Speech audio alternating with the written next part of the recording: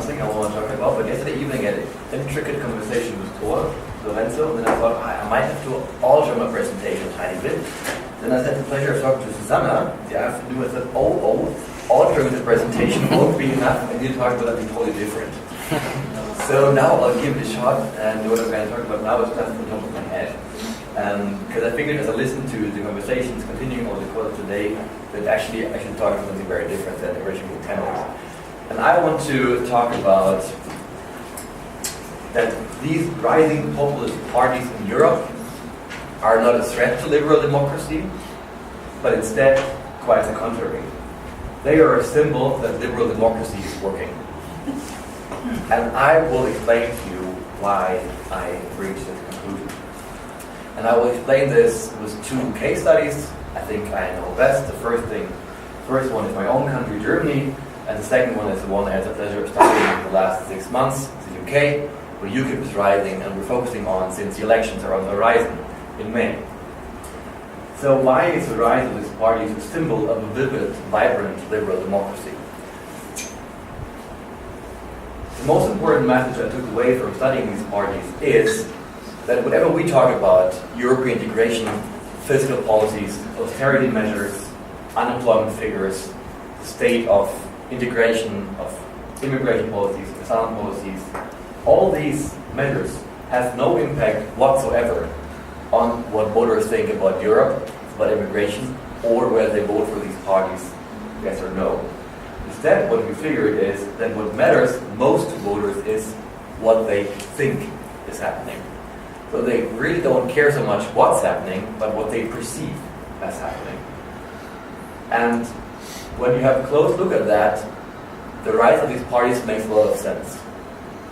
From France to Turkey to Romania, England, Germany, first and foremost Scandinavia, these parties have one uniting narrative they campaign on, regardless emphasis of national particularities.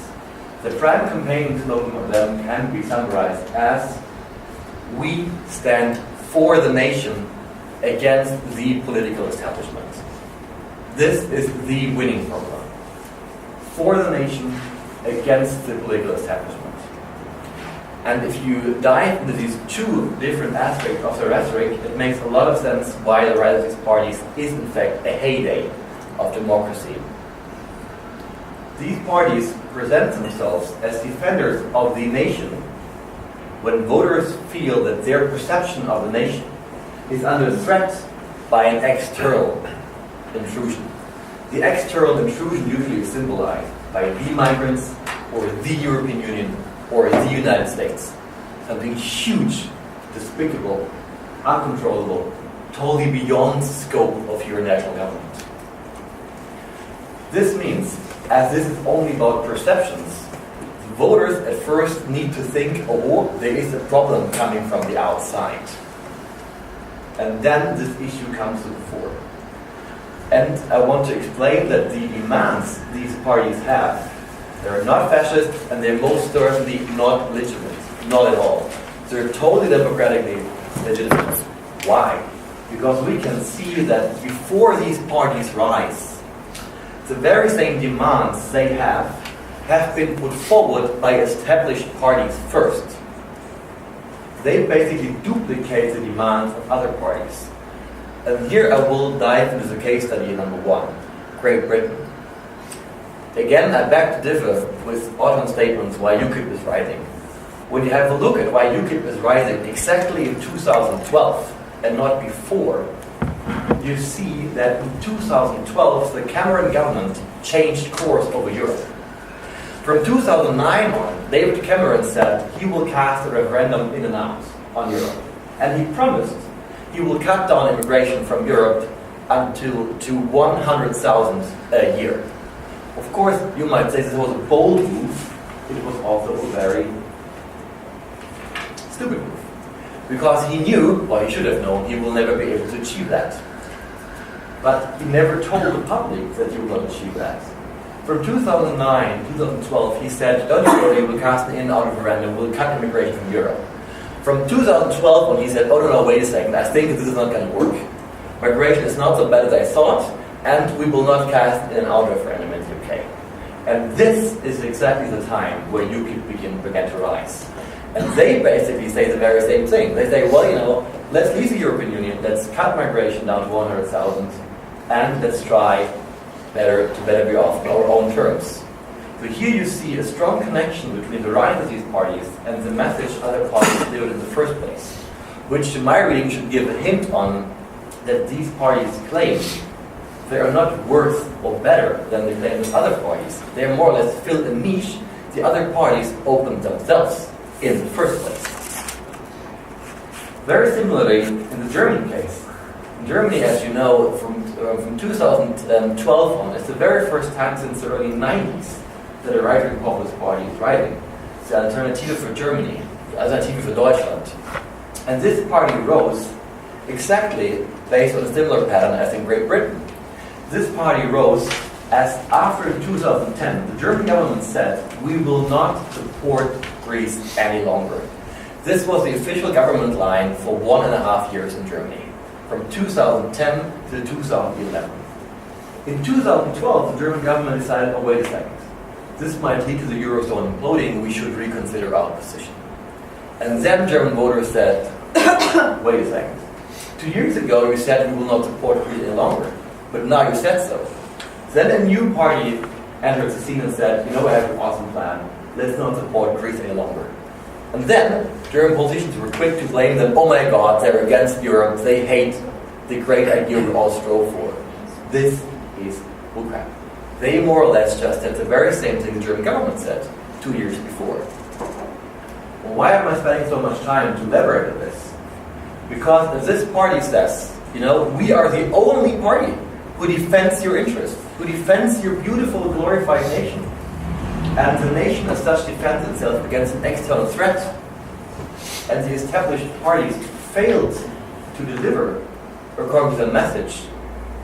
The takeaway is fairly well granted. They literally are the only party defending the nation in the same way the other parties tried in the first place. And then all of a sudden, the second part of their argument makes a lot of sense. They say, we are anti-establishment because the other parties are all a bunch of liars. You cannot trust them. Whatever they promise you, they don't deliver on. And again, for the British and the German case, they have a very solid point here. They actually, objectively speaking, are totally correct. The established parties promised something that didn't deliver in the end. How you evaluate the message the other parties delivered is totally up to you. But it's a very simple statement. We defend your interests, however you define it. We defend the nation.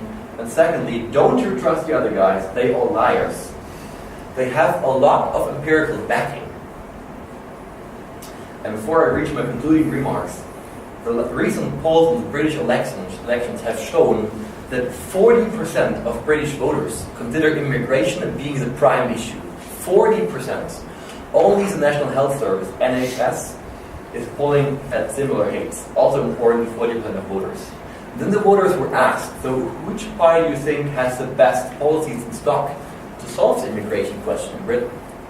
Then 7% said Liberal Democrats, 16% said Labour, 22% said the Tories, and 27% said UKIP.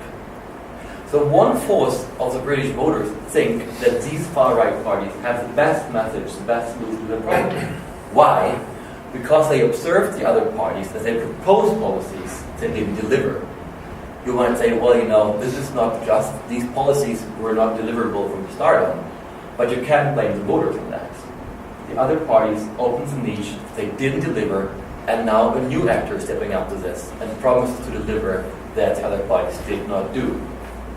Thus, to wrap it up, I do think when voters realize that the other parties portrayed themselves as protecting the nation, number one. Secondly, didn't deliver the policies they promised in the first place. Thirdly, exactly adhere to the narrative, don't trust these guys, you can't trust their claims. They have a very solid point.